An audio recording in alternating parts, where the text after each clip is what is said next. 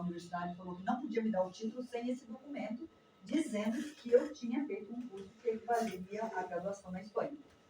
E outra coisa para poder exercer a advocacia, que para o colégio dos advogados, então eu tive que fazer esse outro reconhecimento. Né? E aí, agora mudou bastante, esse praticamente direito você tem que fazer outra vez, né? É impossível você reconhecer aqui na Espanha. E isso, eu digo em termos acadêmicos, porque aí depois a gente vem com a outra parte, que mesmo eu sendo advogada aqui, nós temos que conviver com 2 idiomas. E eu nasci no Brasil e mesmo assim o português a gente sabe o quanto é difícil.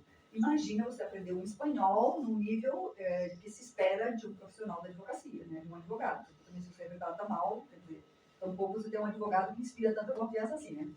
E depois aqui você tem que conviver com o catalão também. Então, se você vai na audiência e o juiz é um Jordi, possivelmente ele vai fazer audiência em catalão.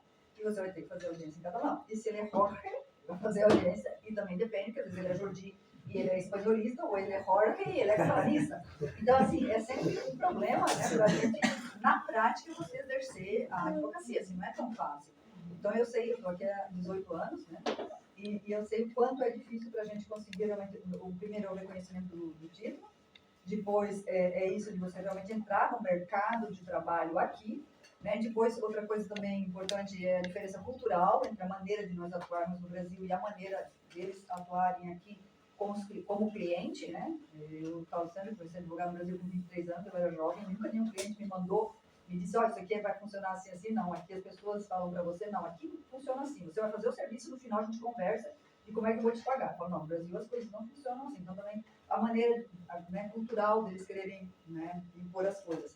Inclusive, me perguntaram uma vez se eu via uma dificuldade por ser mulher na advocacia aqui na Espanha. Eu nunca vi dificuldade pelo fato de ser mulher. Eu vejo outras dificuldades, né, que não é necessariamente relacionada ao fato de ser mulher, senão a própria cultura, né, a maneira de fazer as coisas.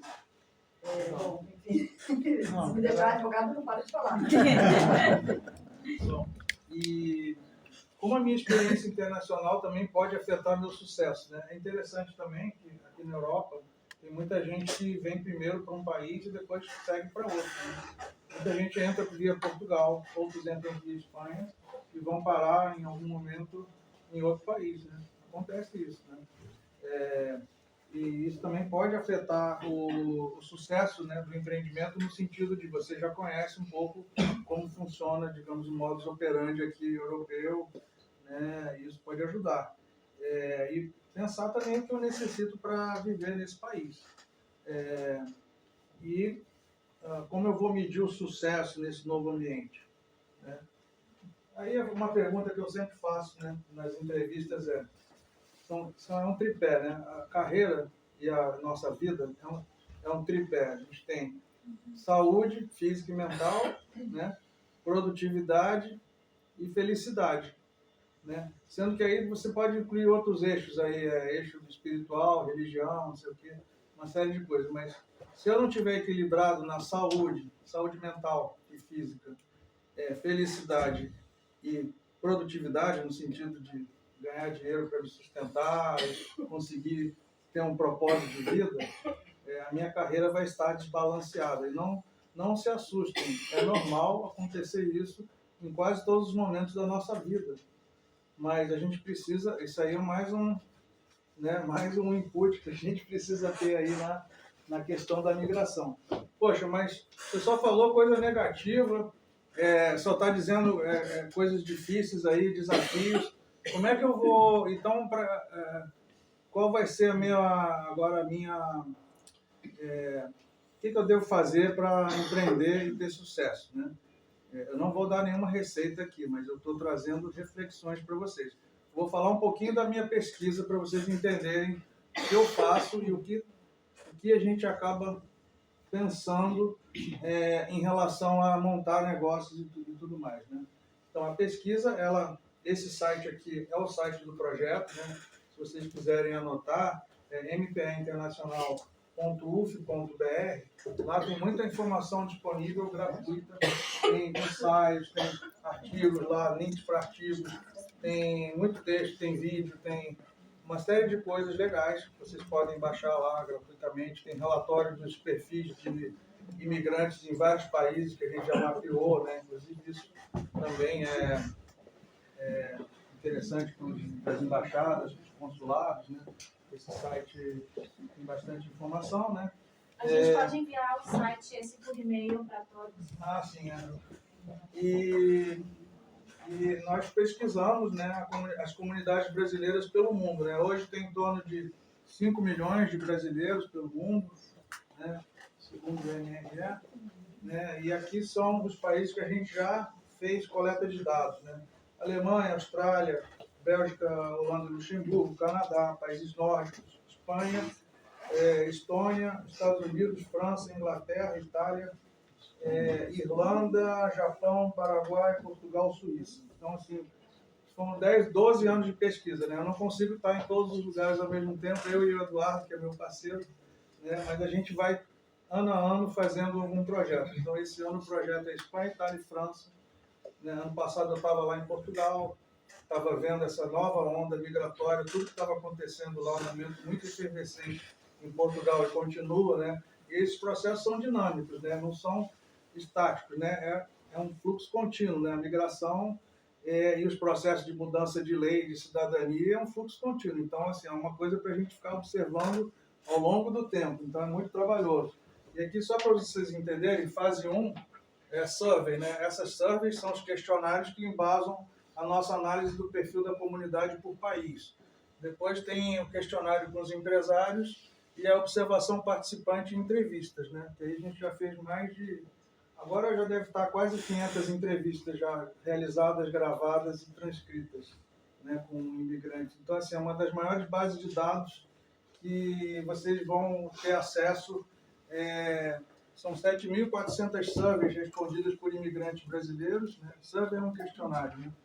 E mais de 400 entrevistas aí, e algumas ainda em andamento, a gente, o tempo todo, né, coletando dados. A gente E entre essas pesquisas, há alguma classificação de qual país existe mais brasileiros empreendendo?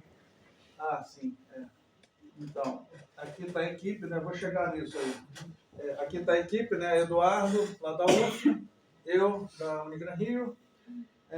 Temos outros colegas, né? Michel, lá de São Paulo, que fez a coleta de dados lá do Canadá, Ricardo, na Estônia, a Renata, na Austrália e outros parceiros aí, né? E a imigração não é um fenômeno novo, né? A gente sabe que desde o homem pré-histórico ocorre imigração, né? Na época antiga também e tudo mais. Esse fenômeno, ele busca entender não só o empreendedor assim, de alto nível, mas principalmente também o pequeno e médio, né? Aí, respondendo a sua pergunta, né? Vou chegar lá. Os Estados Unidos é um dos países que tem um alto grau de empreendedorismo da comunidade, né? E é a maior comunidade brasileira também, né? E foi da onde começou o projeto, né? O projeto começou lá nos Estados Unidos, né? E aqui a gente vê, né, esse gráfico mostra, isso aqui mostra o crescimento vertiginoso da migração brasileira, né? Aqui no ano 2009 estava num patamar de 3 milhões, agora a gente está chegando, já ultrapassou 5 milhões, né? Em 2025, né? Então, é um crescimento quase que dobrou aí em 15 anos, né? O tamanho das comunidades brasileiras no exterior. E esses brasileiros são brasileiros em situação administrativa regular? Esse controle, ou ele é mais aberto? Ele contempla também... A gente está falando de 5 milhões de brasileiros no exterior. Sim. Então, esses dados, eu vou dizer, esses dados são dados do MRE, do Ministério das Relações Exteriores, né? Nossa casa aqui que nós estamos, que são estimativas, tá? Baseadas em censo, cada país faz de um jeito, então não há uma padronização dessas estatísticas. O que eu posso dizer é que esse número é muito maior. Se eu somar com os irregulares, os não documentados, né? Esse número vai ser muito maior do que 5 milhões. Tá? Não me parece muito. Agora, em determinados países, talvez isso bata o regular com, por exemplo, no Japão, na Alemanha, que são países, e Suíça, que são países que têm um controle mais rígido de migração, esses números talvez sejam iguais. Em outros países, que não há tanto controle, como Portugal, por exemplo, aí já fica um pouco, a gente não sabe exatamente o número, mas a gente acaba falando, a estatística, se você pegar a estatística oficial de Portugal, né, que eu vou mostrar aqui, ó, aqui só para mostrar, então, 45% dos brasileiros estão na América do Norte, né, a Europa, 33% dos brasileiros que estão no exterior, e assim por diante. O maior país é os Estados Unidos mesmo, né, com quase 2 milhões. Portugal, né, aqui estava na faixa de 513 mil, né, mas esse número pode ser bem maior. Né? A Espanha seria 1, 2, 3, 4, 5, 6, o sexto país em termos de tamanho da comunidade brasileira, então uma comunidade muito relevante. Sim. Desculpa fazer você atrapalhar o fluxo, mas voltando ao que você tem no ano sobre ano. Voltando o quê? Acho que 3 slides anteriores, quando você tem o ano sobre 6, tem o aumento, não é por ano.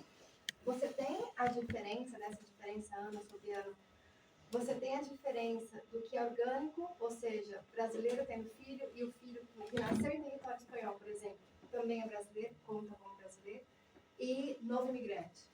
Eu queria saber se a gente tem dados, eu queria entender o número da diáspora ano, para entender se tem algum Não, isso daqui é diáspora, isso daqui são imigrantes. A diferença entre um ano e outro é só o número de brasileiros que saíram do Brasil. Não é brasileiro novo que nasceu fora do Brasil. Não. Tá. Interessante, aí voltando, né, aonde que a gente localiza, né, os brasileiros? Todos vocês já devem acessar grupos de Facebook, né, ou pelo menos no momento inicial da migração devem ter visto esses grupos, né, e nós também bebemos nessa fonte, a gente acaba visitando um pouco aí, e tem as parcerias, né, com os próprios consulados e embaixadas na qual a gente interage, com os conselhos, né, os quais organizaram esse workshop, então isso é importante para a gente. E aí a gente vai pesquisando os grupos Facebook, né, grupos de WhatsApp, né, essas reuniões em embaixadas e consulados. E só para fechar aqui a metodologia da pesquisa, né, porque eu não quero me alongar muito nisso, então a gente faz o questionário eletrônico, as entrevistas, né, e observação de campo, que é o que eu estou fazendo agora nessa viagem. E aí surgem, né, as visitas, as entrevistas presenciais ou online, e a gente estuda 3 eixos, né, digamos assim, o empresário, o empreendedor, o negócio em si e o ambiente institucional, né, ou seja, o ambiente no qual os empreendedores estão inseridos, né, para entender o contexto macro, não é isso? E aí os diferentes negócios brasileiros, né, sempre em todas as comunidades, os grandes negócios, né, você até tinha me perguntado isso, os grandes negócios são culinária, estética, construção, né, esses são grandes negócios, e aí serviços, né, dependendo da comunidade, a gente tem. Mas, digamos, esses negócios aqui são negócios de pequena barreira de entrada, né? Agora, negócios mais sofisticados, né, como, por exemplo, a Ivonete, ela é advogada.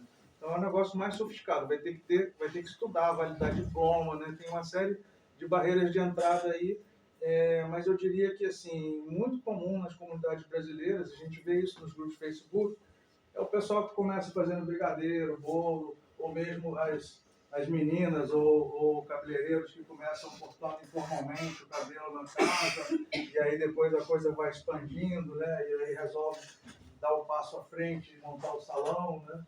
Então isso é muito comum, né? Então, a gente vê, né, alguns casos de sucesso, por exemplo, esse Cílio aqui que foi para São Paulo, começou com frango fiado e hoje ganha R$1 milhão vendendo aquele sanduíche churrasquinho grego. Esse é um tipo... Oi? Kebab. Kebab. É o tipo exemplo do imigrante que empreende, né? Mas nem todo mundo consegue alavancar tanto, né? Então a gente tem, né, nesses movimentos econômicos, sociais, né, a gente vê dentro da comunidade os consumidores, né? Então, por exemplo, vocês têm o público brasileiro que atende, mas também tem o público local, né? Então, identificar quem são os consumidores, né? ou que tipo de trabalhador vocês vão querer empregar, né? No seu caso, você falou, é interessante ter gente que fale várias línguas. Então, não necessariamente vão ser brasileiros que vão trabalhar no seu salão. Não, geralmente não são todos. Eu tenho pessoas da Colômbia, colombiana, mas os demais são brasileiros que trabalham. Só que eu sempre insisto para eles falarem idioma tanto para atingir essa maioria do público. Sabe? Que não é só o espanhol, não é só o brasileiro. É um francês, é um alemão, um inglês, é russo. Tem todos os lados, né? Quando eu pensei em montar um negócio, assim, eu pensei em montar para que não fosse exclusivamente brasileiro. Eu não tinha esse propósito. Eu queria justamente o contrário. Eu não queria ficar dependente do público brasileiro. Porque como eu estou numa cidade pequena, Cambriles, eu imaginava que ele não tivesse muitos brasileiros. Então, como é que eu vou montar um negócio para brasileiros, exclusivamente para brasileiros, se ali não tem? Apesar de que depois, quando eu me mudei, né, e vim para cá, para Campinas, Brasil brota do chão, que tem muito brasileiro por lá. Mas, enfim, o propósito não era, de fato, atender ao público brasileiro, apesar de que o meu negócio tem a cara do Brasil, mas não exclusivamente o público. E no meu salão aconteceu uma coisa bastante interessante com a menina que leva o marketing. A Carol, ela, o que vamos fazer para chamar mais público? Aí eu falei, Carol, eu vou usar uma estratégia que eu acho interessante. O que eu fiz? Coloquei uma bandeira do Brasil do lado de fora. E ela passou o dia inteiro lá no salão, que ela ficava na recepção me ajudando. Já entrou 5 clientes por causa da bandeira. E nem todos eram brasileiros. Até porque ele também coloquei essa estratégia da bandeira. E por 2 vezes roubaram a bandeira. E aí, na terceira, eu decidi colocar a bandeira, né, a fachada de cristal por dentro. E assim, a bandeira brasileira chama a atenção, isso é legal, porque chama a atenção, no nosso caso, não só dos brasileiros, sabe? Mas dos outros estrangeiros que gostam do Brasil. E assim, só contando uma história, a segunda bandeira que foi roubada, minha filha encontrou ela amarrada na cintura de um estrangeiro, sei lá, de outro, na feira, porque ele puxou com tanta força que ficou, sabe, assim, amarrado, o restinho da bandeira lá na loja, e aí ele tinha o mesmo defeito. E ela conseguiu confiscar de volta? Então, ela foi perguntar, né, falando inglês, perguntar onde você conseguiu. Aí ele ficou assim, meio assustado. Não, foi não sei onde, mas deixou pra lá. Bom, e aí nós mapeamos, né, dentro da nossa pesquisa, essas 4 possibilidades de público-alvo, né, que eu vou explicar a seguir, né. Então, nós temos a possibilidade do mercado do nicho étnico, né? O que seria o nicho étnico? É vender para a própria comunidade. É o asiático que vende para a sua comunidade, é o brasileiro que vende para a sua comunidade. Né? E a outra possibilidade seria mercado de produtos exóticos para o consumidor local. Então, vamos dizer, um restaurante baiano, que você pode ter 2 públicos, né? Você pode ter o público brasileiro e pode ter o público local que quer comer uma comida diferente, né, exótica. É importante isso, né? Porque é difícil sustentar um restaurante que estava você está aberto 5, 6 dias na semana, né? A gente está 6 dias. E a gente está, pois isso, não temos 160 mil brasileiros na Espanha. Se a gente for contar, logicamente a gente direciona o público brasileiro, claro. Mas tem que ter essa capacidade de ampliação, porque senão é muito difícil sustentar. Sim, e esse ponto é importante porque na Flórida, onde você tem comunidades gigantes de brasileiros, você tem comunidade, sei lá, a Flórida toda tem quase 400, 500 mil brasileiros, né, num estado, né? Ou Nova Jersey, ou Massachusetts, você tem uma concentração de brasileiros, você consegue ter negócio de nicho étnico puro, né? E gente, inclusive, que imigrou, não fala inglês, vive dentro do gueto, vive dentro das suas comunidades, não está integrado. Isso passa muito com outras comunidades também, né? Isso acontece. Então, assim, isso é uma possibilidade que a gente mapeou, mas no caso, vamos dizer, da Espanha, talvez não seja uma realidade você conseguir trabalhar só para o nicho, a não ser que você faça um serviço específico, né? Que, não sei, só o brasileiro compra um produto. Isso é um ponto. E aí nós temos também a possibilidade do mercado genérico local. É eu montar um negócio que vai atender qualquer um, né? Qualquer pessoa. Então, vamos dizer, uma lavanderia. Vamos dizer que um brasileiro resolveu montar uma lavanderia aqui, né? E vai ser um público geral, né? Não necessariamente é o público do nicho ou o público local só, né? É mercado geral. E o interesse específico também de minorias intermediárias, que aí... Mas, é difícil, não sei o que acontece com o brasileiro. O brasileiro não sai do produto brasileiro, entende? Ele não abre, você não vê muito uma lavanderia de um brasileiro, por exemplo. Você vê sempre o restaurante brasileiro, o mercadinho com produto brasileiro. Ali você vê que vem os marroquinos, já estão na rede de supermercados, eles estão ali. Você não vê um indiano, não sei por que o brasileiro não sai desse mundo. Isso é uma reflexão interessante, né? Porque o dono da lavanderia não está lá, aqui na casa. Ele não vende com menos pessoal. Eu nunca vi. Mas eu queria fazer uma pergunta também. Sara. Não, porque assim, a gastronomia italiana, a gastronomia japonesa, elas têm uma cara que vão muito além do Japão, da Itália, do mundo inteiro, e conseguem sair muito desse... A peruana, eu acho que está fazendo essa transição agora. Ela é um tempinho, né? Mas ainda mas já está fazendo, assim. Você já tem a história do restaurante peruano, você sabe que a comida peruana é... Tem vários restaurantes Michelin peruanos. Mas o que falta para a gastronomia brasileira, para as duas, né?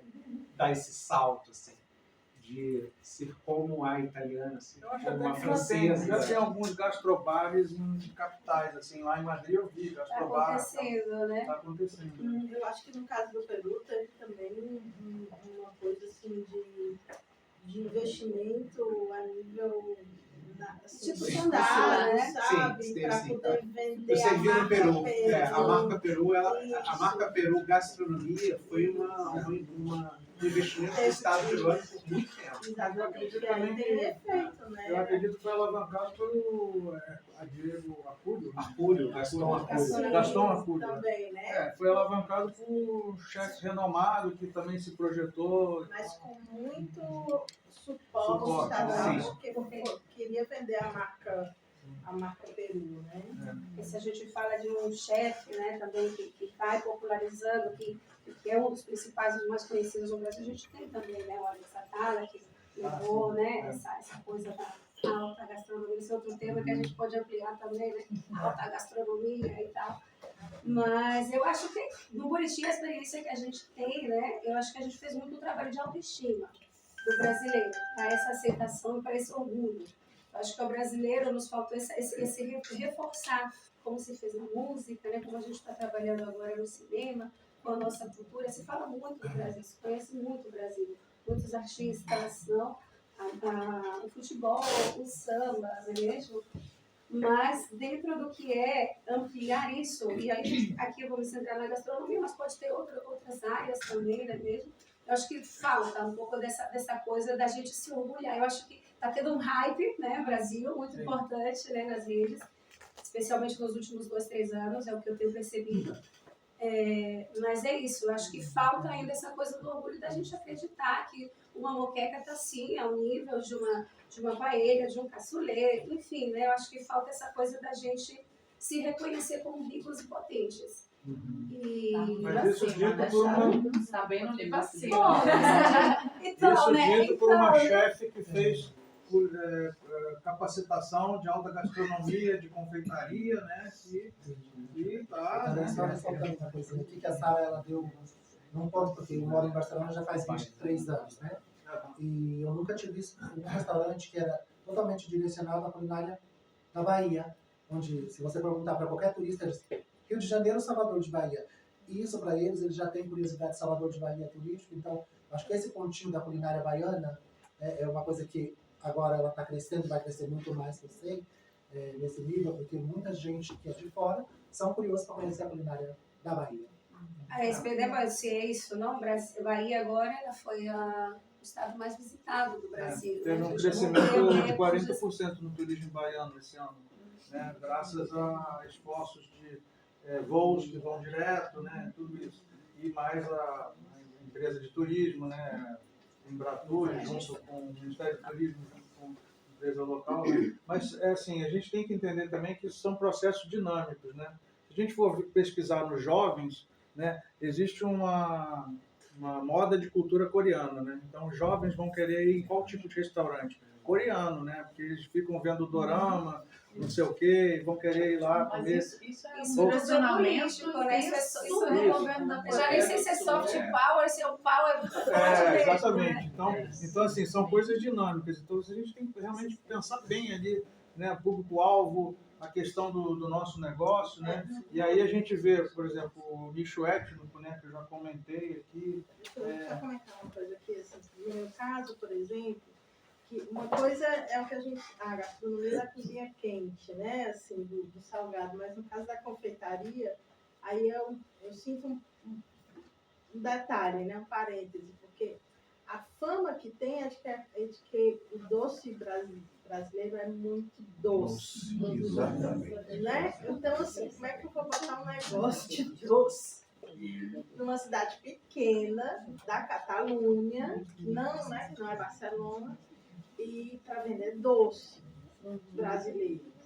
Então, eu fiquei realmente assim. Tanto é que o negócio no início não era para ser forte, o carro-chefe não eram os doces. Era para vender as nossas tortas salgadas, os empadões e tal. Mas, quer dizer, você precisa realmente ir sentindo a coisa, sentindo o mercado.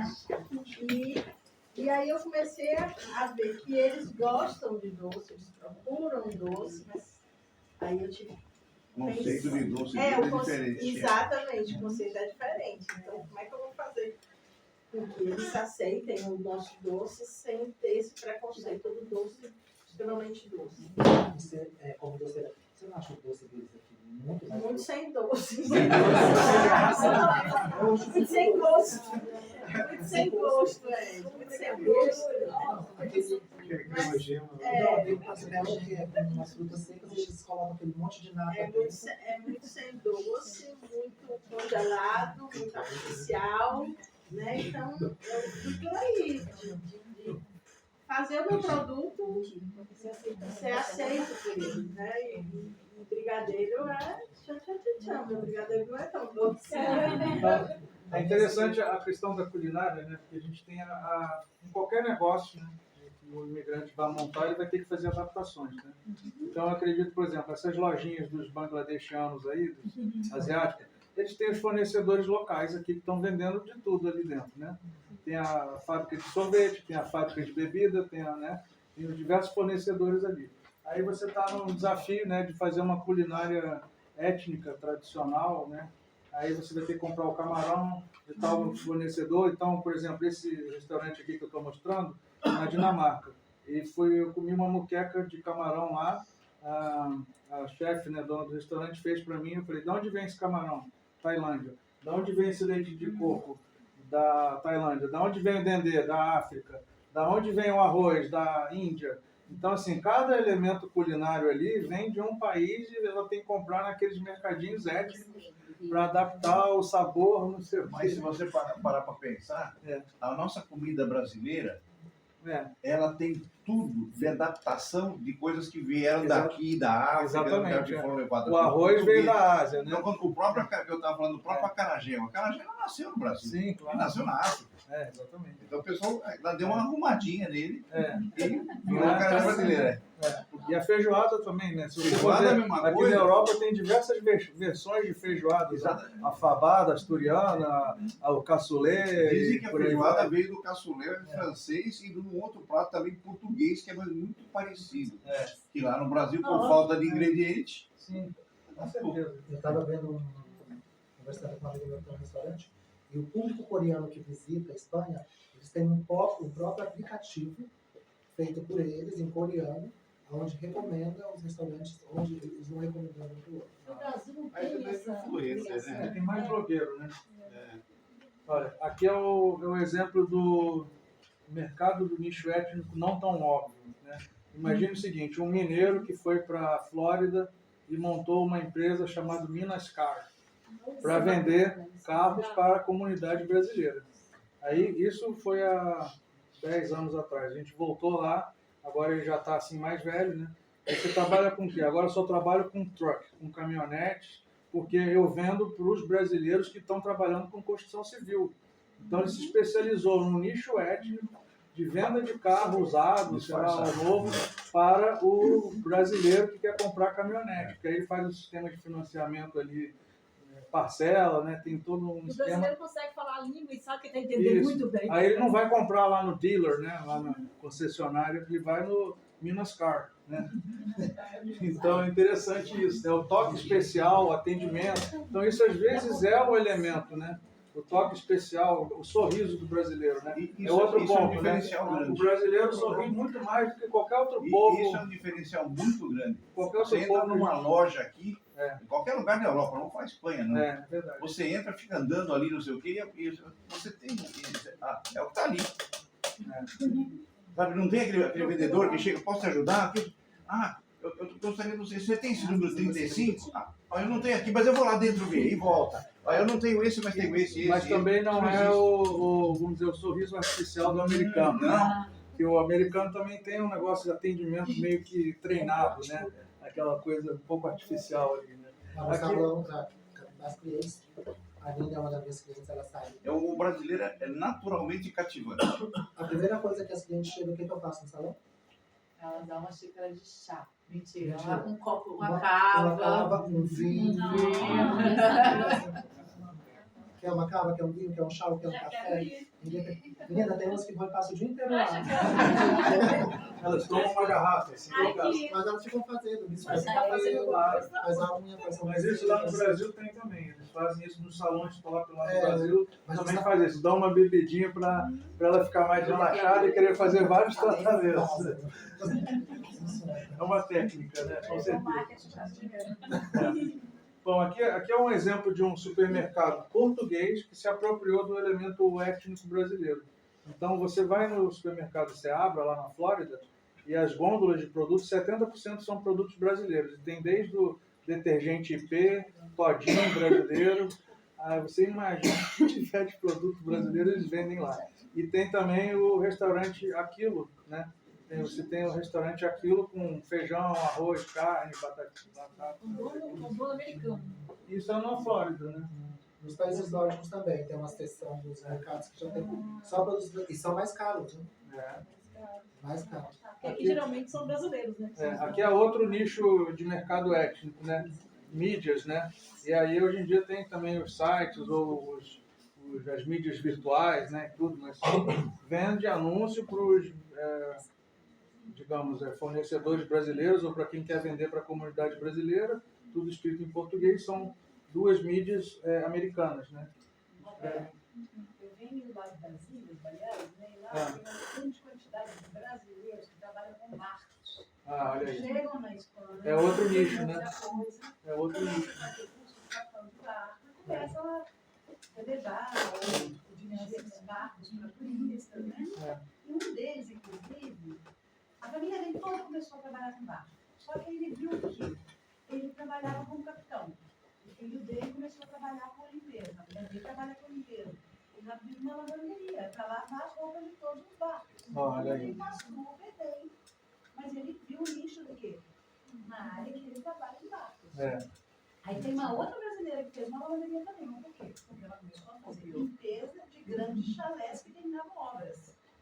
E esses grandes chalés, eles sempre precisam de lavanderia. Ela foi e abriu uma lavanderia também. Saiu dessa coisa, porque o pessoal acha que não se abre coisas diferentes, mas saiu disso. Sim. E hoje tem uma clientela que não é brasileira. Não é. Não tem brasileiro na clientela. Agora, um exemplo que eu entrevistei uma moça lá na Itália, foi muito interessante, que ela montou um hotel de gatos. Né? Ela primeiro era babysitter de gatos, só que dava muito trabalho, porque ela tinha que ir nas casas e ia lá, alimentava o gato, não sei o quê, depois pegava a motinha dela, ia em outra casa, alimentava o gato, não sei o quê. Então, aí depois ela resolveu montar um hotel de gato. E ela tem esse hotel lá em Milão. É uma brasileira que tem um hotel de gato. Acho que essa coisa do nicho, né, de restaurante, disso, daquilo, acho que tem muito a ver também com o recurso, né, que você dispõe e com a base, né, institucional também para te apoiar de alguma maneira para que você possa empreender, né? Afinal, quem abre um restaurante, que começa fazendo docinho e tal, é porque ele não tem nenhuma outra opção. Né? Não é que seja uma coisa menos sofisticada ou tal, né? É porque simplesmente foram os meios que se tinha. E aqui é quem para lá, não, para diante, como bom brasileiro que a gente é, né? Que a gente não desiste, os recursos que a gente consegue, a gente vai lá e tira o quê? Leite das pedras. Isso aí. E produtos exóticos também típicos, né, das comunidades brasileiras. Pão de queijo, o churrasco, churrascaria aqui na Espanha, todas as grandes cidades têm várias, né, rodízio, né. Madrid eu visitei umas 7, de mais diversos perfis, né? Desde a super top até uma bem popular, assim, mais simplesinha. Né? O açaí também. O açaí nem sempre é brasileiro que empreende açaí. Às vezes é público, empreendedor local mesmo, que está vendendo açaí. O jiu-jitsu, né? Jiu-jitsu super famoso, né? Brasileiro, a capoeira e assim por diante. Essa daqui é uma empreendedora lá da Suécia, que ela era da área, trabalhava com marketing de produtos farmacêuticos, mega executiva de marketing, e depois resolveu montar um negócio de açaí. Ela foi lá na fonte, ela fez um trabalho de marketing assim, excelente. Tanto que o açaí dela é 0 açúcar. Eu comi lá numa sorveteria lá que ela vende, e assim, não tem açúcar nenhum, aí ela mistura com frutas vermelhas lá, isso aqui, e ela também produz o Tetra Pak, né? Ou seja, ela conseguiu empreender em escala industrial, né? E distribui as sacolinhas de açaí já tudo porcionado e o próprio Tetra Pak, né? Então são exemplos. Agora, pão de queijo, em todo quanto é lugar tem alguém que fabrica pão de queijo. Eu não sei se aqui em Barcelona tem. Conheci uma senhora que ela é de Valência. Ela começou fazendo pão de queijo em casa. Depois, não sei quem apresentou o pão de queijo dela para o Corte Inglês. Ela tem um contrato fixo que ela é a única fornecedora que pode fazer pão de queijo para o Corte Inglês. Olha aí. De toda a história. Na Austrália tem um também desse. Na Austrália teve um que começou, ele também fez um trabalho de degustação e ele focou no gluten free, né? Porque o pão de queijo é gluten free, ele focou nisso. E aí ele começou fazendo degustação em supermercados, não sei o quê. Hoje em dia ele é o único distribuidor da maioria das cadeias de supermercados da Austrália. Ele vende pão de queijo, imagina, o negócio dele escalou de uma forma, né, incrível. Essa daqui é uma da Itália, ó, Pangioso, lá de Milão. Eu até quero visitá-la, porque eu entrevistei, eu gostei tanto da história dela. E ela faz pão de queijo gourmetizado, com vários tipos de recheios, com vários tipos de queijo, tem com embutidos também. Ela tem uma sofisticação lá também. É uma que pesquisou muito, testou. Você também fez isso, né, Luciana? Você testou muita coisa, né? O pão de queijo, por ser, né, livre de glúten, realmente cai nas graças do Delicioso. Não, então assim, pão de queijo É livre de glúten, mas não enche. eu faço tradicional e faço aqueles paninhos do sanduíche. Aí são vários recheios, mas eles gostam muito, gostam bastante. Tanto é que tem a levadura madre, que é espanhola, que ela já serve pão de queijo do Brasil. Que foi um brasileiro que foi, ensinou a receita para eles. É aquela panificadora, né? É uma franquia que uma franquia de pães. que chama levadura madre. Pão de queijo, assim, eles fazem boa assim, boa. Essa daqui é o tipo de adaptações que às vezes não vão dar certo, né? É só para fazer uma brincadeira aí, né? Lá no Brasil tem sushi doce, né? Então com Nutella, com banana, então são coisas que às vezes pode ser que essas adaptações não deem muito certo. Né? Esse aqui é a lavanderia de um brasileiro na Flórida. E qual é o diferencial dele? Atendimento. Esse é o diferencial dele. Ele trabalha só para público americano, mas eles gostam dele porque tem simpatia, profissionalismo e bom atendimento. E, às vezes isso é suficiente como diferencial da nossa cultura, né? Às vezes a gente se desvaloriza, né? Mas o nosso atendimento, né, como o senhor falou, é muito bom em geral, né? Se diferencia, né, principalmente de uma cultura que é mais seca, né, mais direta, como a cultura espanhola, que é aquela coisa, né, que a gente sabe como, né? Então é interessante a gente ir fazendo. Essa daqui é do Hotel de Gatos, ó. Essa aqui, quis botar a foto dela aí para vocês verem, né? É o site dela, né? Essa daqui é uma pessoa que faz management, né, quer dizer, gerenciamento de mídias sociais e faz cursos, né, de mídias sociais para arquitetos. Focou nesse nicho. É uma brasileira que especializou em redes sociais e está focando no nicho dos arquitetos. Eu falo assim, aqui na Itália os arquitetos não sabem fazer divulgação de rede social. Aliás, a Itália é bem atrasada na parte de internet, sempre foi. Então, assim, são coisas que a gente pode perceber de oportunidades de negócio que muitas vezes não são óbvias, né? Como a Sandra falou lá, o negócio do barco, né? É um nicho de mercado que às vezes não é tão óbvio, né? Todo mundo pensa culinária, gastronomia, estética é mais fácil, né? Mas às vezes tem alguma coisa que pode dar um clique, algo que seja diferenciado, né? Bom, e a dica é, né? Você fazer a sua receita, testar com os vizinhos, né? Eu acho que foi um pouco que vocês também trabalharam, né? E de repente a prototipagem, né, é muito interessante no negócio. Você fazer um atendimento, vou dar uma taça de vinho para ver a reação, né? Vou dar uma tábua para ver a reação. Foi positivo. Então deixa eu implementar esse atendimento desse jeito, né? Então essa prototipagem muitas vezes é interessante. Vocês vão testando coisas, adaptando. E eu entrevistei uma vez uma brasileira que está lá na Dinamarca, já atendo você, tá? Uma brasileira que está na Dinamarca e ela é uma menina que foi com o marido, né, expatriada, foi trabalhar numa japonesinha lá de São Paulo, foi com o marido, ele é engenheiro, foi trabalhar numa empresa lá de energia eólica e ela estava lá numa cidade do interior da Dinamarca, resolveu brincar de pão de queijo, deu para os amigos, que legal, tá muito boa a sua receita. E a coisa foi crescendo. Hoje em dia ela desenvolveu uma embalagem congelada, ela manda para qualquer lugar da Dinamarca, pelo correio, uma embalagem com a massa congelada. Ela usa uma pizzaria para fazer a escala de mistura, né? Aquelas máquinas grandes para misturar a massa. E aí ela saiu da casa dela, foi para a pizzaria, daqui a pouco ela vai montar uma fábrica, né? Assim, é interessante, né? Que às vezes começa organicamente e vai crescendo, né? Vai escalando o negócio, né? E, bom... Acho que um ponto importante, né?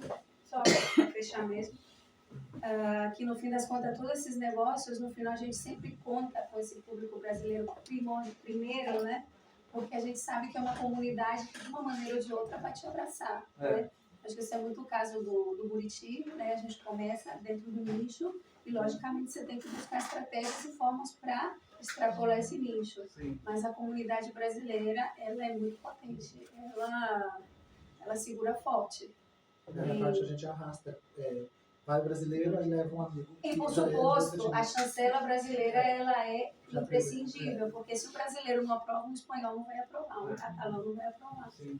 Isso é verdade. E por fim, queria só responder a sua pergunta. Não, só como acréscimo, acho que talvez fosse bom registrar o empreendedorismo, o produtor de eventos, que claro, aqui é muito forte. É verdade. Tem grupos, A parte empresas cultural, assim, né? que fazem eventos do Brasil, milhares de pessoas, Sim. produção de shows cotidianos. Eu sempre fico muito impressionada. Até o sujeito que toca violão com microempreendedor, mas tem, né?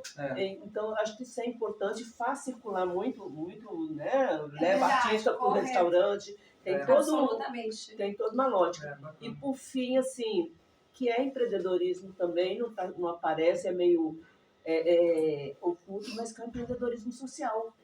Que são as associações civis que tem em Barcelona, tem pelo menos 3, a Sandra está por aqui em algum lugar, em Menorca tem, que são associações sem fins lucrativos, mas que também começam a gerar emprego e tal, com os seus recursos que dão apoio à comunidade. Isso é importante, empreendedorismo social. Bem registrado, com certeza. Porque às vezes são tantos exemplos que às vezes eu acabo esquecendo de falar uma coisa ou outra. Né? Só reforçando o que a Sandra falou, o feedback que é dado pelo governo, porque o brasileiro, apesar de tudo, ele é exigente. Se ele gosta de uma coisa, ele vai chamar um amigo. Se ele vai uma vez e olha isso aqui, eu não volto aqui mais. Ou então volto ali para comer somente uma coisa, eu volto ali só para fazer a sobrancelha, entendeu? Então eles têm, ele é exigente. Apesar de achar que brasileira, terceiro mundo, tudo, mas ele é bem focado. Assim. Ele, por exemplo, é aficionado por acarajela da sala. Legal. Bom, gente, eu já estou quase encerrando aqui, depois eu queria propor uma dinâmicazinha, coisa de 5 minutos, 10 minutos, para a gente encerrar. Primeiramente, fazer propaganda do meu livro, né? Tem o e-book, esse livro, mas pode ser comprado fisicamente na Amazon. Eu acho que, assim, para entregar na Europa, fica caro o livro físico, né? Mas ele pode ser entregado, de repente, no Brasil, vocês pedem para alguém trazer, né? O livro físico. Tem na Amazon, é R$ 69,00, se eu não me engano. Tem o e-book. Esse daqui é um outro livro que eu fiz recentemente, que fala em termos acadêmicos, né, da migração brasileira. Então, foi um livro que eu lancei ano passado na editora Nature Springer, aqui está o link, né? Ele reflexões do empreendedorismo imigrante da diáspora brasileira. Então, foi uma consolidação de todas as pesquisas aí dos últimos anos, né, que a gente fez, e ficou bem legal, com fotos que eu tiro do celular e coloquei no livro, né? Então são fotos assim que eu fui colocando dentro do livro, né, das minhas viagens, né, assim, só para vocês verem. E é bem interessante que ele fala dos aspectos do tempo, né, todo o fluxo migratório, o contexto, o gênero, os comportamentos da diáspora brasileira e os seus empreendimentos, né. Também é outra publicação aí que eu fiz, né. E aqui são algumas referências, né. Nós temos hoje em torno de uns 60 artigos publicados em periódicos e revistas internacionais, né, da área acadêmica, esses 2 livros, né. Eu sou professor de estratégia e empreendedorismo, tá, da Unigran Rio, né. Não acabei não me apresentando, né, não falei meu currículo, mas eu tenho doutorado na PUC do Rio, tenho mestrado na FGV, eu sou engenheiro agrônomo de formação, né, de graduação, mas trabalhei apenas 2 anos na área e acabei indo para a área de marketing, área de negócio, né? E aí eu gostaria, assim, primeiramente de abrir a perguntas e depois eu queria propor uma seguinte dinâmica, tipo matchmaking, né?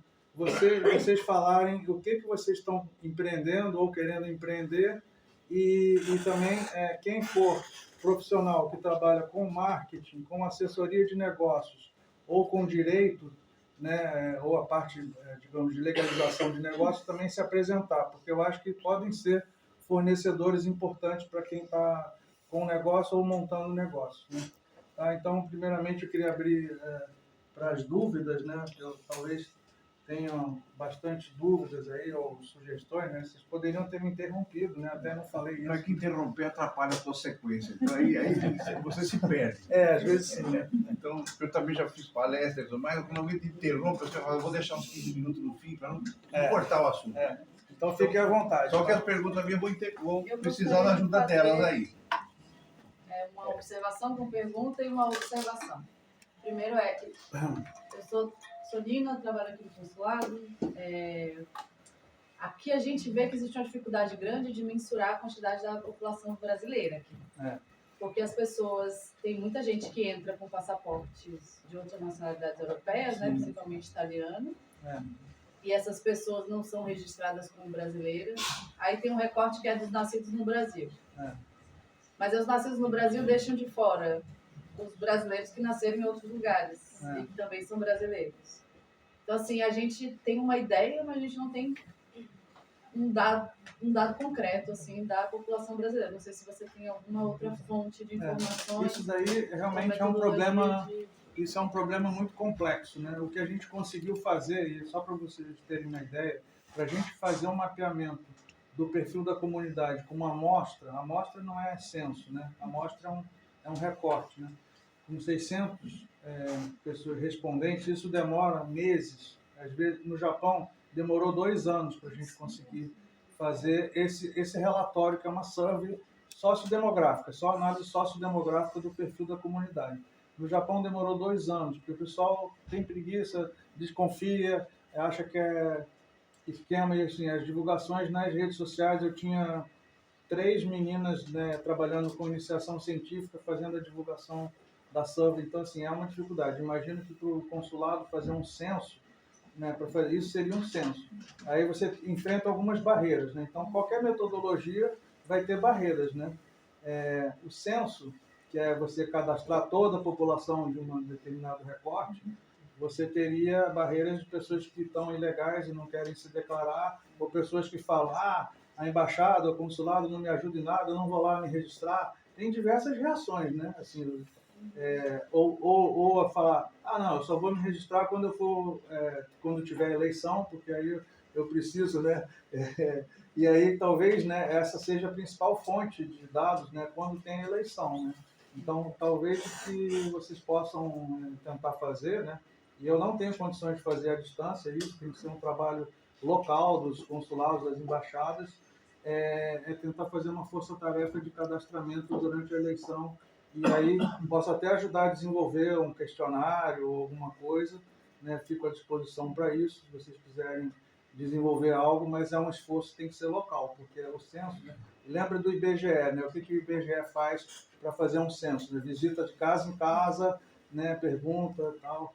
E é mais ou menos isso que tem que ser feito. A gente não tem um dado de censo, a gente tem amostras. Né? No consulado, a gente nem tem braços para fazer. Exatamente. Mas a gente se apoia nos dados que são fornecidos pelo Instituto de Estatística daqui da Espanha. Né? Sim. E é isso, nem nesses dados a gente consegue puxar, porque tem os brasileiros nascidos no Brasil, tem os brasileiros que não são registrados como brasileiros. E isso em cada país vai ter um sistema estatístico diferente. Por exemplo, no Japão, como eu falei, Japão e Alemanha, eles são muito bons em estatística. Então lá, possivelmente, aquele dado vai estar mais próximo da realidade. Dependendo do outro país, né, vai ter um viés aí, né? Como você falou. É uma dificuldade, realmente. Por exemplo, o consulado não tem acesso aos ayuntamentos, porque para o empadronamento eles sabem.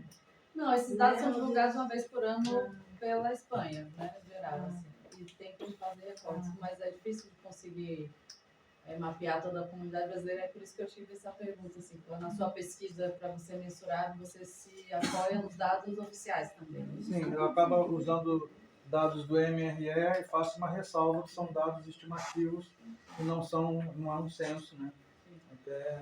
Porque, assim, o meu trabalho, grande parte dele é qualitativo, não é um trabalho estatístico quantitativo. A única coisa quantitativa que a gente faz é esse perfil do brasileiro em cada país, né? E isso vai mudando também, vai ficar defasado. Quando tiver, digamos, 10 anos de um relatório desse, já vai estar defasado, porque o perfil vai mudando, né? Agora está chegando muito mais jovens, né, para a Espanha, está vindo outro perfil, talvez mais qualificado, não sei. Está tendo uma mudança de perfil. Nos Estados Unidos também, está tendo muita mudança de perfil em várias comunidades lá, porque eram comunidades que começaram com pessoas que vieram de Governador Valadares para trabalhar, e aí a coisa hoje já tem empreendedores de alto nível, de alta grana, né, investidores, né, que estão vindo, então isso também vai mudando, né, é uma coisa dinâmica. A imigração, a gente faz uma fotografia para poder tentar escrever algo, fazer alguma análise, mas é um processo dinâmico, né, lembrando que agora as leis de cidadania, né, então, a imigração estão mudando em vários países, também vai afetar, né? Ou seja, é um trabalho de observação contínua. Né? E nesse sentido, a gente está à disposição para apoiá-los, né, se for necessário, mas não, a gente não tem um censo. Né? É difícil saber alguém que tenha isso. Né? De certa forma, eu creio que a sugestão dele, o consulado ele teria como ter esse controle a partir do momento que fizesse uma ficha técnica. Ao momento que nós, brasileiros, viéssemos renovar um documento, procurar por algo, e ter aquela relação que vocês realmente necessitam, e que nós também pudéssemos ser ali beneficiados. Eu vivo aqui desde 2002 e já tive vários problemas com o consulado, por questão de não ter os documentos físicos em mãos, porque fui roubado. Para que eu conseguisse renovar um passaporte, eu tive que quase chamar o Luiz Inácio Lula da Silva para poder resolver isso, porque eu tenho contato com ele.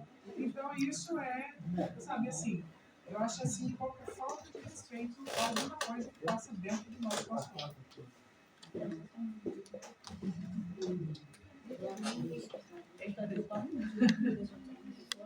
Alguma outra pergunta em relação ao empreendedorismo?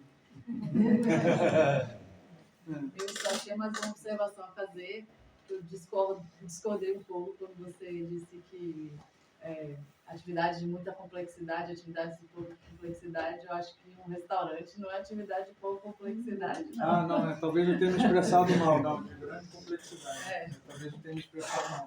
A minha preocupação também foi por isso que eu perguntava Não, para ela. eu falei assim, de grande complexidade para você validar a barreira de entrada. Eu falei, baixa a barreira de entrada. A barreira de entrada é um conceito de estratégia que é, assim... Muito pré-requisito legal. Exatamente, coisas legais ou regulatórias ou de qualificação que demandem antes de você montar um negócio. Né? Então, é mais nesse sentido. Né? É mais ou menos essa pergunta que eu fiz. Quais as dificuldades que elas tiveram para poder começar o negócio? Tipo, por exemplo, fiscal, com imposto de renda, como chama, para poder... fiscalização sanitária. Qual foi o piso disso aí? Você vai aprendendo sobre a marcha, né? Vai chegando as medidas, né? Vai chegando os embargos na conta. Você chegou sabendo fazer acarajé, eu vou vender meu acarajé. Eu não posso vender o acarajé porque não tem negócio sanitário, precisa cozinha industrial. Como é que você começou? É complexo, é bem complexo. É o que a gente estava comentando justo a princípio, não? Que ele comentava, não, mas claro, é diferente quando você já é do ramo, não é mesmo? Que você já trabalhou para outras pessoas e tal. É verdade, eu levo 3 anos de Buriti, mas desde que eu cheguei aqui, em 2007, faz quase 20 anos, no ramo da gastronomia. E passei por muitos restaurantes, enfim, né? Estrela Michelin, esse outro tal, não sei o quê. Passei 10 anos liderando equipes, também equipes de mais de 5, às vezes 10 pessoas. Mas quando você abre o teu negócio, é outra história. É outra história. Você maneja muita informação, você vai muito... você usa tudo aquilo, mas te é exigido muito mais conhecimento do que o que você está preparado. A gente nunca está preparado. Então, assim, o que eu recomendo é isso. É ter uma base, né, de pessoas que te apoiem, que tenha diferentes talentos dos teus, é mesmo, para que aí...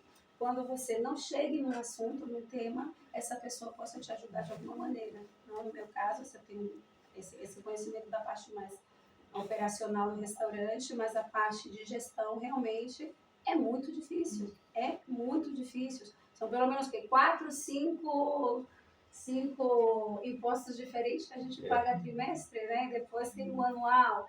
Então, assim, e todas as informações que te chegam, que você não pode negligenciar, porque pode vir uma multa, pode vir, né? A gente teve um restaurante brasileiro, queridíssimo, né? Que teve que fechar por conta, né? De toda essa burocracia que existe, que às vezes você não... É impossível você saber tudo. Esse fechou por um ar-condicionado, que é o vizinho denunciou que tinha um pouco o calor do ar-condicionado no apartamento dele. O vizinho denunciou, morreu na pandemia, depois passou a pandemia, foi fechar com tudo dentro. E seguramente deve ter recebido, exato, notificações, uma coisa e outra, mas você tem que ter um advogado, você tem que ter uma gestoria muito boa, porque o coração de um negócio é a gestoria, seja gestores bons que estão ali atrás de você, olha, falta tal coisa, olha o prazo disso aqui. 5 minutos que eu estou, a gestora, a Maria Gestora. Porque eu fechei hoje o salão para a Jéssica e o Léo que não vi. A Maria já me escreveu. Passei para pegar as faturas. O salão está fechado. Eu falei, não sabia que você ia passar. Isso é bem complexo. E as exigências que eles fazem, principalmente no setor alimentício, são um absurdo. Eu acho que quem faz a exigência, nem na casa dele faz isso. Eu vi alguma coisa de ter um ambiente pressurizado para garantir que o pó não entra. Que o pó não entra, porque pressurizado, o pó só sai. Então, para manter... Quem é que tem uma casa, nem a mansão mais chique do mundo, tem uma cozinha pressurizada? O restaurante do meu amigo foi fiscalizado 2 vezes seguidas e foi multado. Porque tinham acabado de chegar para entregar o vinho e ele deixou a caixa do lado e o restaurante não estava nem aberto. Vieram multá-lo. Aí, passou uns dias, vieram multar de novo. E o asiático que tem na frente, o chinês que tem na frente, as caixas de bebida amontoadas na porta, com as bebidas abertas. E aí vai.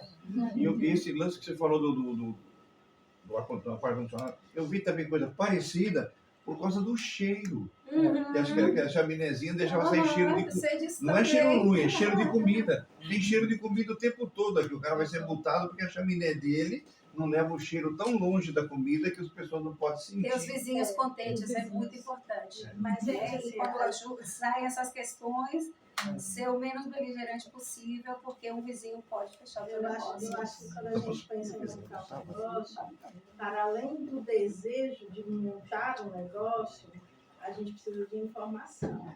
A gente tem que correr atrás da informação mesmo. Tem que buscar, né? Então, assim, acho que na minha experiência, tá? Assim, acho que é importante dizer que lá no Brasil a gente fez o contrário. A gente fez um restaurante espanhol, né? Então, eu já tinha essa experiência, né? De ter montado um negócio específico, especializado numa determinada cultura, né? Então, meu marido era chefe, eu também a gente era professor de gastronomia, então a gente já tinha esse conhecimento. Mas não adianta esse conhecimento se você não personaliza, né? Não vão para cá.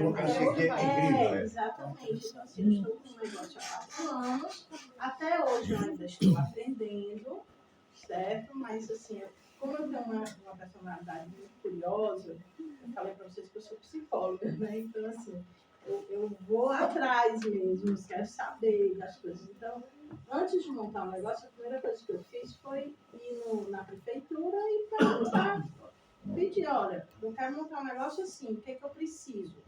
Era um e-mail, eu quero saber o que é que eu preciso para montar. Eles mandam. Era só uma quadra, só com as regras gerais, assim. Acho que isso é pouco para montar o negócio. Então, mas tem um manual tal, assim, né? E eu fui ler todinho. Eu fui ler para poder me certificar, porque lá diz tudo que você tem que fazer, pelo menos na minha cidade, né? Porque tem a história aqui, gente, cada cidade tem, né? A história dos autonômicos é de verdade mesmo. Cada cidade é um mundo. E então, cada província aqui, né? Seria... Mas é cada município, né? E ainda tem essa questão deles não transferirem a... então, assim, o município de Brasil, de uma região para outra você não consegue. Né? Tipo de pintura, cor de pintura, tipo de toldo, tipo de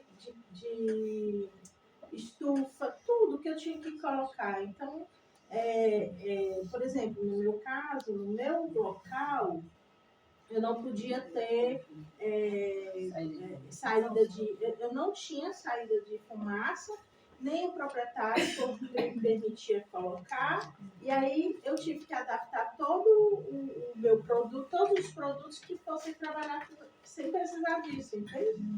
Então, uma coisa é você querer, outra coisa é você precisa analisar como você vai fazer, viabilizar a coisa. Então, ir atrás da informação. A informação é ouro. A questão burocrática fiscal, essa eu tenho até hoje, mas já estou dominando bastante, porque é muito diferente do Brasil, né? Muito diferente, assim. E como, eu não sei, eu acho que é mais assim, da característica do catalão, assim, eles não dizem, você tem que cutucar, sabe, para poder dizer as coisas. Eles vão de conta a gota, né? Por exemplo, quando você volta para bota isso. Ele falou da vez passada. Por exemplo, eu sei que tem que... A primeira coisa, assim, como é que se abre uma empresa aqui? Né? Então, a gente vem, brasileiro, não tem contatos, né? Indicações, um contador... Achei legal você colocar coisa assim. Diz aí quem é do ramo de certo. Tem alguém que é contador aqui, que está aqui? Gestor. Olha só. Já identifiquem, trocam contato com ela aí. Ó. Mas tem alguém que é advogado aqui do grupo? Mas da parte empresarial, Antes, se eu tivesse uma gestora brasileira, Gestora é essa figura que não tem no Brasil, mas É. transita entre a contabilidade, fiscal, trabalhista e tal. Até eu entender o que é uma gestoria, que o pessoal fala, o que é isso, pelo amor de Deus? Né? Então, assim, até achar o contato, chegar lá e falar como é que abre o negócio. Eles não informam, tá, mas é o quê? Que tipo de empresa? É uma microempresa? É uma LTDA, que aqui é um SL, né? Que chama. Então, assim, que impostos eu vou pagar? Quantos impostos eu vou pagar? Que dia que eu tenho que pagar? Eles não dizem. Tanto é que a minha primeira Seguridade Social foi devolvida porque eu não sabia o dia que ia cair, né? Que ia cair no banco, e aí depois deu certo, que eu descobri quando é que depois da coisa, né, vem. tem uma dúvida lá atrás. Né? Então, é só comentar que eu fiquei muito com você, com isso da gestoria, porque apesar de eu morar aqui desde sempre, ter contato, conhecer gente, mesmo assim eu sinto que eu caí na gestoria que não me absorve quase nada. É difícil, você precisa pegar um vínculo, uma confiança. Tanto é que essa primeira gestora, com menos de um ano, eu chegava, pô, que dia que cai isso? Quando é que eu vou pagar aquilo? A pessoa não me respondia. Eu disse, não, tem alguma coisa errada aqui. Então vamos trocar. Fui atrás de outra. Aí conversando, meu provedor de café, eu comentando essa dificuldade assim, de contador, eu disse, minha mulher é gestora. Eu disse, então peraí. Então, assim, aí eu já tenho um tratamento especial porque eu sou cliente, entendeu? Dele. Então, tem que pensar nesse tipo de vínculo. E aí, graças a Deus, agora está dando certo, porque tudo que eu pergunto, uma das primeiras coisas que ela foi dizer, olha, é o seguinte, aconteceu isso, eu perguntava para fulana, ela não me respondia, eu preciso de informação, preciso que você me responda as minhas dúvidas, porque eu não sei, porque é diferente no Brasil. Né? Então, assim, a contabilidade geral, a gente entende, mas, mais ou menos, tem que saber como é que funciona aqui. E aí, até agora está funcionando. Mas informação tem que ir atrás. Quando a gente tinha um restaurante espanhol, lá em Fortaleza, eu sou cearense, eu também não entendia muito, e aí eu fui fazer um curso de contabilidade básica. Entendeu? Assim, aqueles cursos rápidos de um mês, mas que eu precisava, pelo menos, entender os termos técnicos, porque é muito chato você discutir, né? Tu tem que pagar isso? Tá, tem que pagar isso, mas por quê? Como foi que você chegou nesse valor? Né? Então, assim, se informar mesmo. Posso falar uma coisa aqui? Para quem está começando agora, talvez uma fonte interessante para dar uma olhada é Barcelona Active. Isso que eu ia falar. Eles têm incubadores, têm muitos cursos, eles oferecem muita informação para quem está começando. Barcelona Active. Barcelona Ativa funciona como uma espécie de Sebrae que a gente tem no Brasil. Me ajudou bastante. Mas eu acho que serve para geral. Me ajudou bastante quando eu abri o meu negócio aqui. Com cursos gratuitos e também com assessoria burocrática, que documentação que você precisa para abrir, alvarás. Eu não sabia, então pronto, já muito bacana. Agora, só de curiosidade, quem é da área de gastronomia ou já tem ou vai montar coisa de gastronomia? Quem é da área de serviços? Assim, por enquanto, que tipo de serviços? Eu tenho um coworking com cuidado infantil. Tá. Legal. E lá atrás? Marketing, design e fotografia. Olha aí, da área de marketing. Potencial fornecedor aí para vocês. Quem tem alguma expertise na parte, além da parte de gestoria, né? Na parte de direito aí, empresarial e tal? Eu tenho, porque eu sou advogada no Brasil.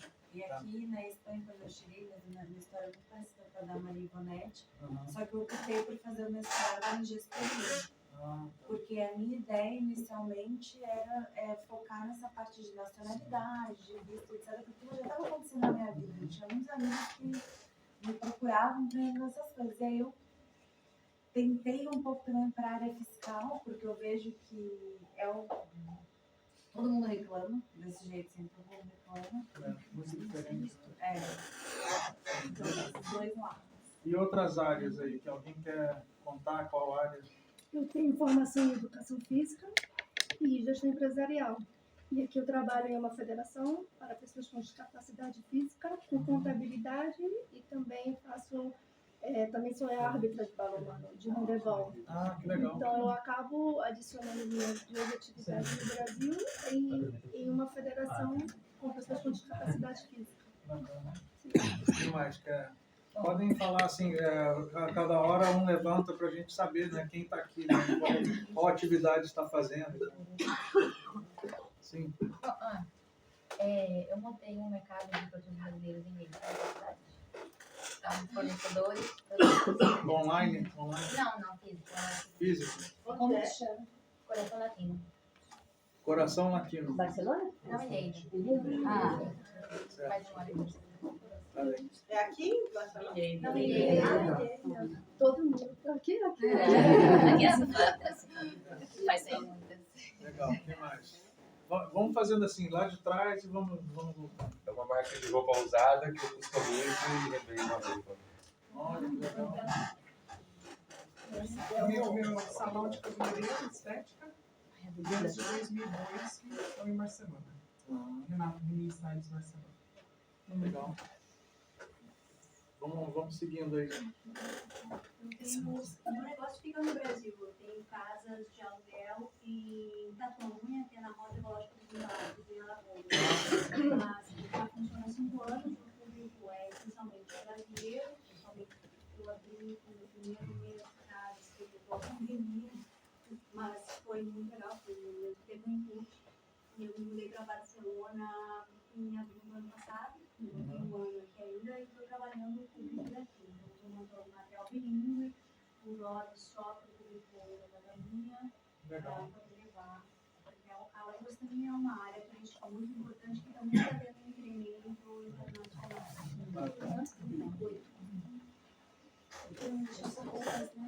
Somos mãe e filha, eu tenho empregada há pouco tempo e ainda buscando se encontrar profissionalmente.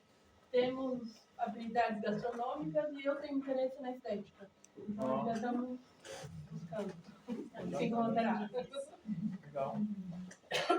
Eu tenho uma empresa de consultoria junto com o Patrick. Eu foco mais na parte de expansão de marcas no mercado internacional. Agora com um grande foco na Ásia. Eu morei lá há muito tempo. E uma das marcas que eu trabalho agora, que é o meu foco, é a Melissa, a expansão da Melissa no mercado asiático. Dentro dessa empresa de consultoria, a gente trabalha com expansão internacional de negócios e marketing, e daí eu dou aula também de marketing e expansão internacional de negócios na Cruise Business. Eu sou amiga deles dois. E ex-aluna. Ex-aluna dele. Mas eu tenho minha escola no Brasil, que é essa aqui, tá? A gente começou, na verdade, é uma escola de criatividade focada na preparação de pessoas para atuar na área de marketing e comunicação. Então, nossos professores não são acadêmicos, eles são professores tipo diretor de marketing do Burger King, da Nike, esse tipo de pessoas, formam outras pessoas ali para trabalhar em agência de publicidade ou dentro de uma grande empresa, tipo Boticário e tal.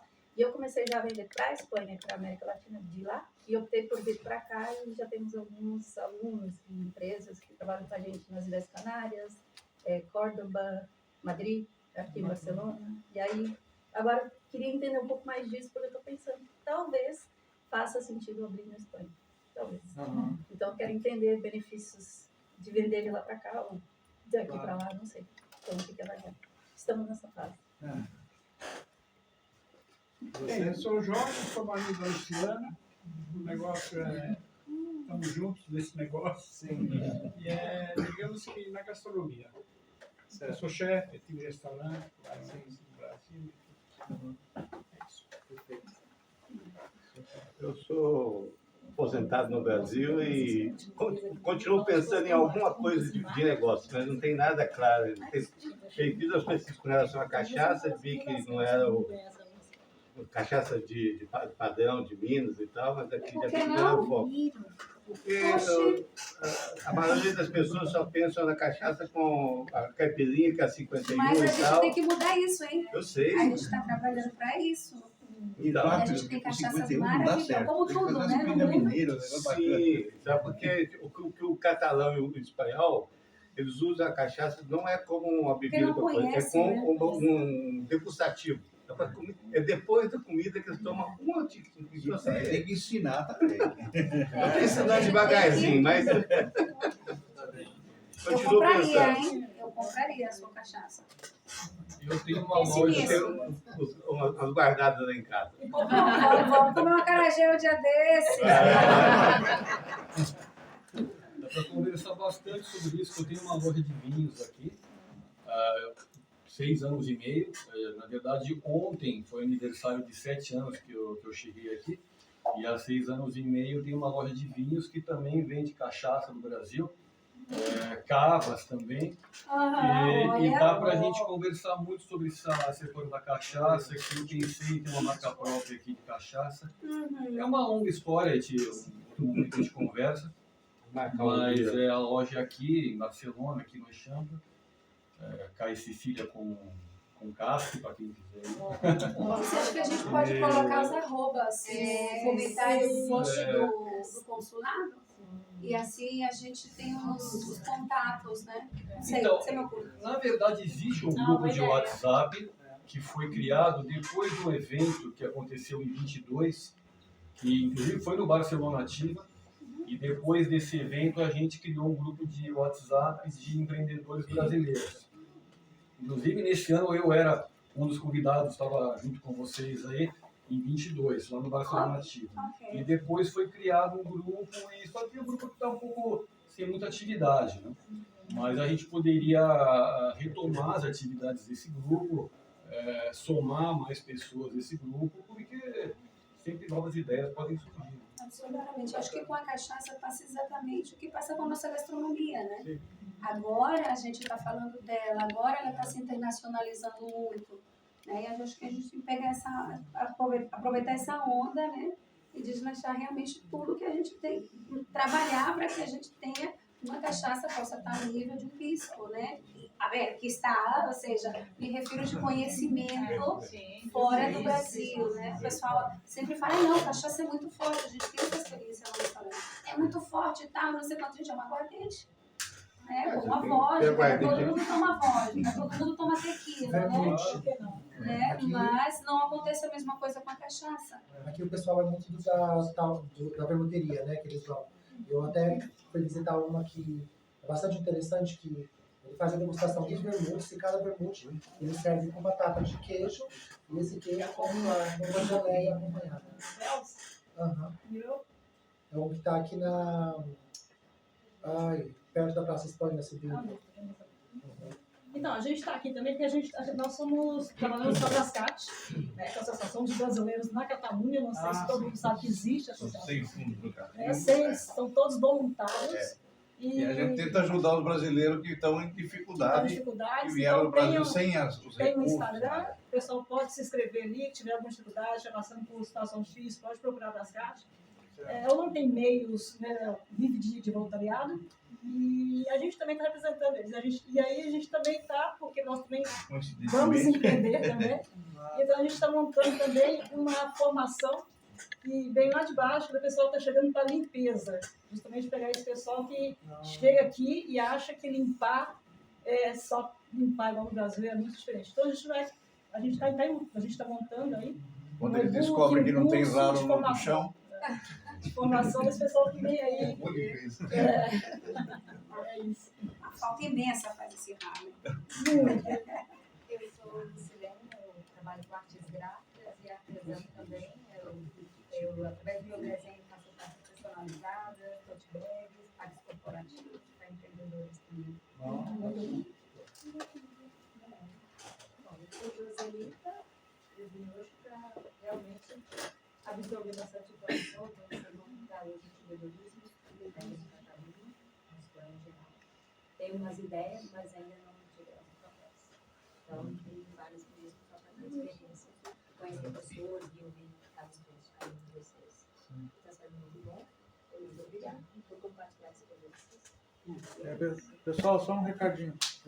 Tem uma pranchetinha que está lá na mão da Maria Ivonete.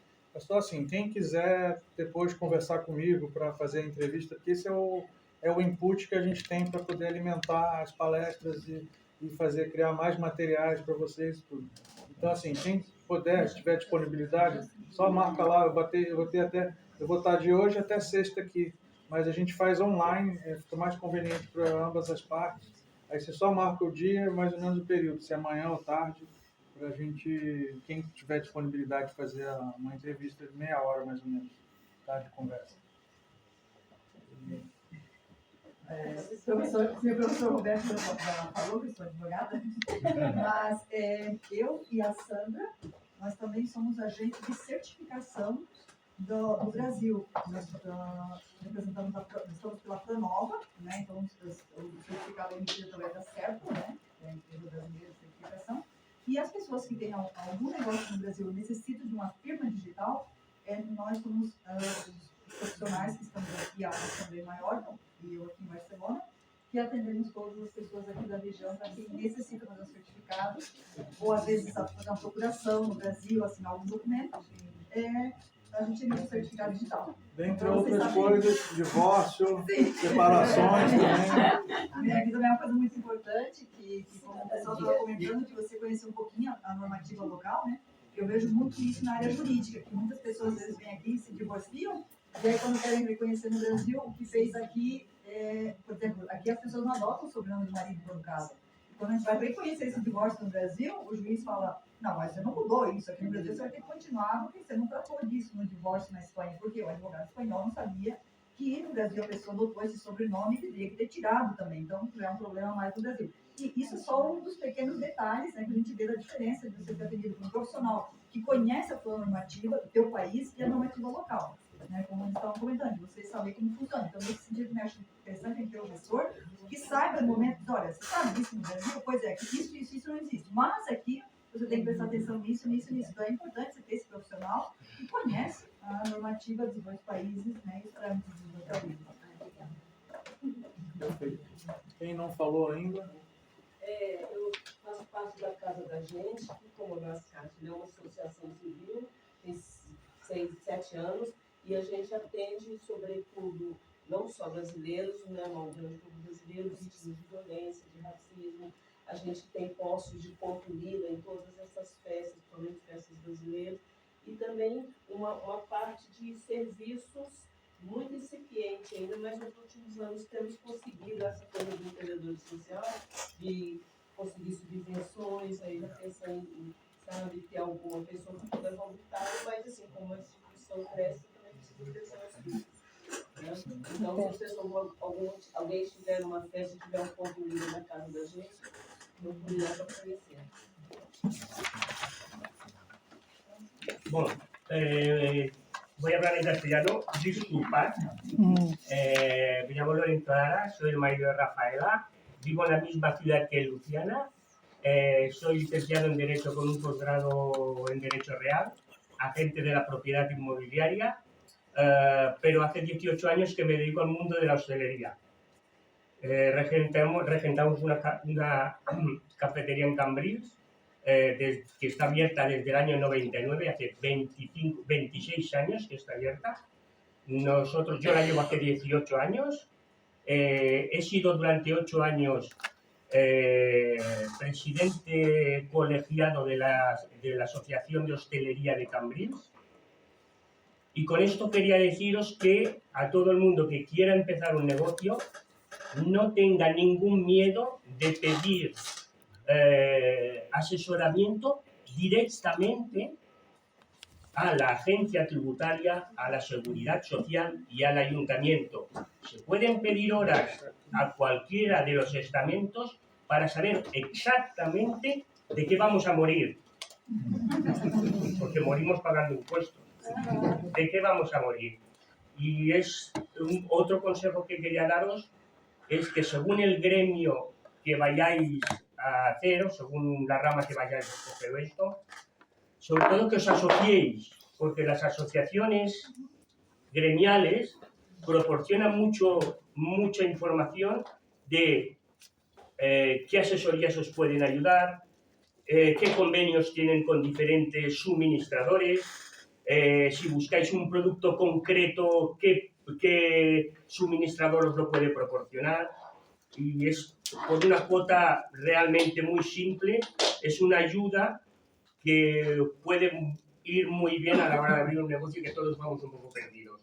Nosotros en provincias no tenemos las facilidades que aquí en Barcelona, de Barcelona Activa o eso, no existe, pero las asociaciones funcionan realmente muy bien y pueden sacar de dudas a más de uno.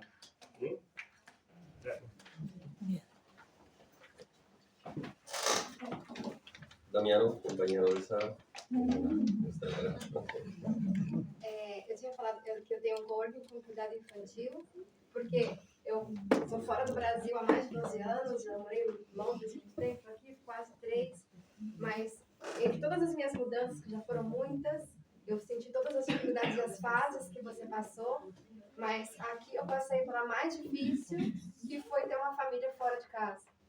Criar filho fora da sua família, sem a sua família como rede de apoio, para mim, foi a coisa mais difícil de todas. Então, a gente criou o Conciliar por causa disso. Porque aqui, por exemplo, você coloca o seu filho numa... que para mim foi chocante. A criança tem 12 semanas de férias escolares no verão. Ninguém tem 12 semanas de férias. O que você faz com essa criança?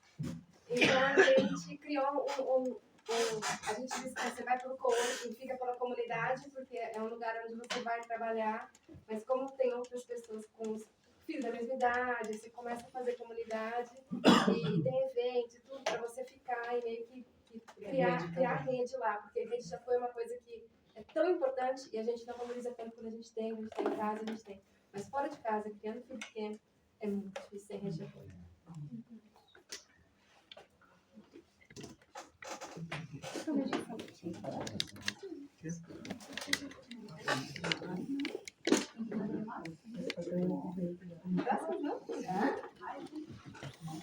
Bom, meu nome é Anassi, eu moro em Mataró, tenho uma cafeteria faz 9 anos, não é exclusivamente brasileira, porque foi uma cafeteria adquirida de um traspasso, ou seja, já existia toda uma cultura, por assim dizer, e o que eu e uma sócia a gente fez foi incorporar elementos brasileiros para fazer um câmbio, né? Uma troca de cultura e gastronômico. Então, nós servimos coxinha, pão de queijo, empadinha. Se não é como se diz, não é brasileira, mas os catalães e espanhóis adoram. Então, eles acabaram adotando. E aconteceu uma coisa interessante com a coxinha, porque sempre teve, né? Faz tempo que a gente vende a coxinha, e para explicar, nós explicamos como uma croqueta, né? Onde o recheio não vai na massa, mas é um recheio. E teve uma película, um filme brasileiro, que é Caramelos, né? E faz mais ou menos uns 15 dias, começou, né? Todo mundo, coxinha. E eles falam cotina, ainda fala assim, né? Cotinha. E aí um cliente, um vizinho, chegou e falou, a gente sempre tinha oferecido e ele nunca quis a coxinha. Aí ele disse, eu quero 2 coxinhas da grande, porque tem a minha e a grande. Aí ele, porque essa coxinha saiu no caramelo. E eu nem sabia que tinha película nem nada. Sei que foi durante o dia, umas 4 ou mais pessoas, total. A coxinha agora tá vendendo quase que igual o pão de queijo. Não chega a ser o carro-chefe, mas por uma película. Então, estavam comentando. Nós consumimos o American Way of Life durante a nossa infância e adolescência. Agora, sim, o cinema brasileiro aí está trazendo. Está trazendo isso. Então, a importância de, igual ela estava falando, né? E não está aqui a pessoa, mas ele dizendo que... disseminando, né? Falando que, por exemplo, né, que ele comentou a comida peruana e tal, quizás o que falta é exatamente isso. São, por exemplo, o próprio consulado, vamos supor, promocionar dentro do que é cabível. Se vai fazer uma cena, um encontro entre personalidades, tal, leva num restaurante brasileiro, apresenta-se a propaganda culinária. Claro, por que não? Porque Mas por isso que a cozinha italiana está onde está, a francesa está onde está. Não, você pode ver que o pessoal, você está assistindo um filme, daqui a pouco o cara puxa uma Coca-Cola e não tem nada a ver com aquilo. Sim. E é isso. Eu também comecei, foi difícil, como normal. E quando esse tempo que eu vim aqui, antes eu trabalhei com limpezas de escaleiras, trabalhei bastante tempo. Trabalhei também ajudando pessoas, já até mesclo espanhol como português, pessoas maiores, até chegar foi exatamente numa palestra do Barcelona Ativa, porque eu estava estudando integração social e eu queria montar algo relativo a isso, Eu queria uma empresa de limpeza para mulheres maltratadas. E devido às normativas e às dificuldades e o preparo que eu não tinha naquele momento, então eu optei em adquirir esse traspasso, que também não deixa de ser uma integração social, porque ali a gente acaba sendo um pouco psicóloga, esse tipo, alguém que é trabalho, brasileiros principalmente que deixam currículo, a gente vai passando entre outros comerciantes, e essa rede. E está em Mataró. Passando por ali. Por fim. Não deu acompanhar de novo, Gleice faz parte do grupo da cafeteria. Tá bem, perfeito. Então vamos fazer o encerramento, Edu? Sim, mas antes de fazer o encerramento, nós do Conselho, meu nome é Eduardo, eu sou da mesa de empreendedorismo do Conselho, e nós estamos aqui a Raik Weg, que é a vice-presidente do Conselho de Cidadania, a Rafaela, temos também a Maria Ivonete, que já falou, e a Sandra também, que vem de Maiorca para esse evento aqui, que é uma conselheira também da nossa circunscrição do Consulado do Brasil aqui em Barcelona. E o importante desse evento, além do professor passar um pouco de conhecimento também, passar conhecimento e também receber informações de vocês, da nossa comunidade brasileira, é aproximar um pouco mais a comunidade, vendo pessoas, eu vi aqui que alguns já foram conversando, foram trocando cartão, já uma pessoa que já fazia parte que faz marketing, ou que faz produtos de identidade visual, e isso é importante para a gente estar fazendo essa integração, as pessoas se conhecendo, o networking, Então, isso foi bastante interessante e nós estamos felizes, contentes que vocês vieram, com a participação de todos vocês. No final, após uma semana, nós vamos enviar um informativo falando sobre o evento e vocês vão ter também os links, algumas informações da pesquisa do professor, para vocês também poder ler um pouco mais sobre a pesquisa e ter um pouco mais de conhecimento. E também através do nosso Instagram, que é o @cidadaniabrasilbcn, se vocês quiserem curtir, seguir, nós também publicamos várias informações ali. Eu também gostaria de falar em nome do Conselho da Cidadania, do qual a Bruna também já foi conselheira, e que o Conselho ele é composto por várias mesas de trabalho. Então, por exemplo, eu e a Sandra estamos na mesa de temas jurídicos e consulares. A Rafaela e o Eduardo são da mesa de empreendedorismo, a Raik está na mesa de associativismo. Isso. E também tem a mesa de educação, a mesa de cultura, a gente tem várias mesas. E esse ano nós temos eleições no Conselho. Então é importante a participação da comunidade nessas eleições, no Conselho, para trazer as reivindicações da comunidade. Eu quero convidar vocês a prestarem atenção no nosso Instagram, que a gente vai publicar o edital, na página do Consulado do Brasil também sempre se publica, para que vocês se candidatem, se mobilizem, participem, porque o Conselho é isso, é tentar escutar as reivindicações da comunidade e buscar soluções, debater juntos os problemas e crescer junto enquanto comunidade, fortalecer enquanto comunidade brasileira local, nos diversos aspectos. Mas para isso é importante a participação da comunidade. Então, fica aí o convite para vocês, para ir se informando. Também podem procurar qualquer um dos conselheiros para saber um pouco melhor como funciona, né? E participarem, porque ele é feito através de uma eleição. Então, vocês, mesmo que não queiram se candidatar, podem votar também. Então, vai ser importante essa participação ativa da comunidade, né? O nosso conselho já existe aqui desde 2012, né? Então, já é um dos conselhos mais antigos, né? Foi criado por uma normativa, então é um dos conselhos mais antigos. E, além do mais, nós estamos vinculados ao CRBE, que é os brasileiros, os representantes dos brasileiros no mundo.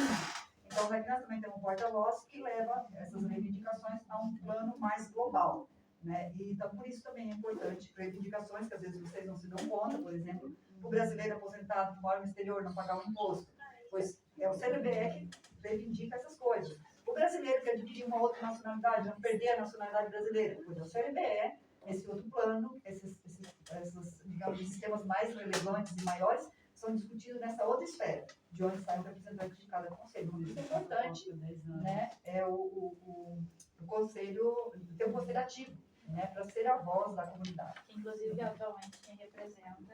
Eu sou porta-voz atualmente, nós vamos ter um encontro, ano passado foi em Portugal, que é onde a gente se encontrou com o professor Roberto também, e esse ano vai ser em Amsterdã, né? Então, se faz a cada 2 anos, o ano passado não, ano retrasado, porque a Sandra também esteve lá, no Barcelona, e vai ser em Amsterdã. Então, nesses encontros é onde se discute essas reivindicações mais globais para toda a comunidade brasileira residente no exterior. E são coisas que vocês não se dão conta, não se dão conta. Por exemplo, para eu me cadastrar numa web brasileira, eu preciso ter um número de telefone brasileiro. E eu não tenho, como é que faz? Né? O CRBE luta contra todas essas coisas para dizer, escuta, dá para vocês... Quando nós chegamos no exterior, muitas vezes, você tem um telefone dizendo, ó, se você tiver um problema, o consulado do Brasil tal, né, tá aí para... Então, essas foram as reivindicações que surgiram no seio de um CRBE, no seio de um Conselho de Cidadania, e que as pessoas às vezes falam, mas o Conselho não faz nada, o CRBE não faz nada. Sim, essas pessoas, elas estão trabalhando... Uma melhoria e não sabe de onde veio. Não sabe de onde veio. Também voluntariamente. E também, quando tem as eleições locais, o Conselho de Cidadania também está aí para ajudar, para colaborar. Então, esse é o papel do Conselho, de conhecer a realidade da comunidade e poder trazer, porque não pode vir cada cidadão bater na porta do consulado e reclamar, mas esses representantes trazem as reivindicações daquelas mesas, a reivindicação da cultura, a reivindicação do empreendedorismo. Eu só queria falar que a gente está preparando, né, no site do consulado, uma parte para divulgar serviços, empreendedores, negócios brasileiros. Então, quem tiver interesse em ter divulgado nessa nossa página, nas nossas redes, mandar um e-mail para info.barcelona@itamaraty com y no final .gov.br. info.barcelona@itamaraty.gov.br. Depois também as pessoas que se inscreveram vão receber essas informações, né, todas no WhatsApp, né? Isso. Eu já informei sobre isso, falei sobre o informativo. Isso, e para finalizar, nós gostaríamos também de agradecer ao consulado por receber e nos apoiar nesse evento, os servidores todos que estão nos apoiando aqui. Teve não só o conselho, mas também o consulado também dando esse apoio. As nossas empreendedoras, a Sara Lemos, a Luciana Pereira Diego e a Alexandra Ferreira, e também ao professor Roberto Falcão.